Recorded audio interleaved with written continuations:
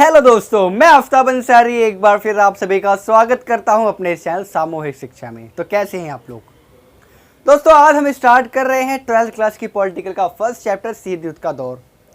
Chapter start करने से पहले मैं आपको इस चैप्टर के बारे में बता दूं कि इस चैप्टर के अंदर क्या है और इस चैप्टर का अर्थ क्या है। दोस्तों, शीत युद्ध का दौर ये एक ऐसा समय है, ये चैप्टर एक ऐसे समय के बारे में बताता है जिस समय इस दुनिया के सामने एक ऐसा संकट छाया हुआ था जिसमें लग रहा था अब तीसरा विश्व युद्ध होकर रहेगा, चाहे कुछ भी हो जाए।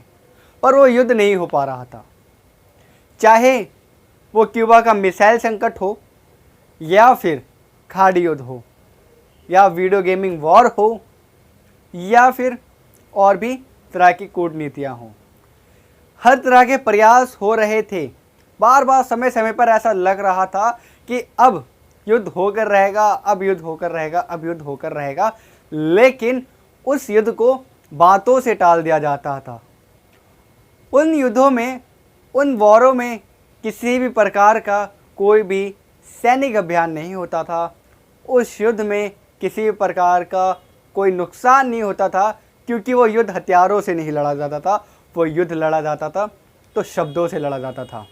लेकिन फिर भी पूरी दुनिया इस बात से हैरान हो जाती थी कि कहीं इनके इस मनमुटाव से हम तीसरे विश्व युद्ध के सामने तो नहीं आकर के खड़े हो जाएंगे, क्योंकि उस समय की बात है जिस समय इस पूरी दुनिया के सामने दो महाशक्तियाँ उभर कर आई हुई थी, और वो अमेरिका था और सोवियत संघ था।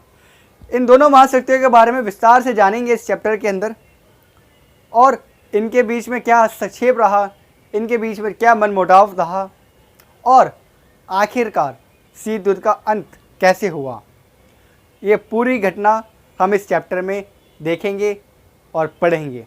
तो ये था शीत युद्ध का दौर का इंट्रोडक्शन, एक छोटा सा। उम्मीद करता हूँ आपको शीत युद्ध का दौर का जो इंट्रोडक्शन है ये समझ में आया होगा। अब मिलते हैं नेक्स्ट वीडियो में एक और इसके टॉपिक के साथ।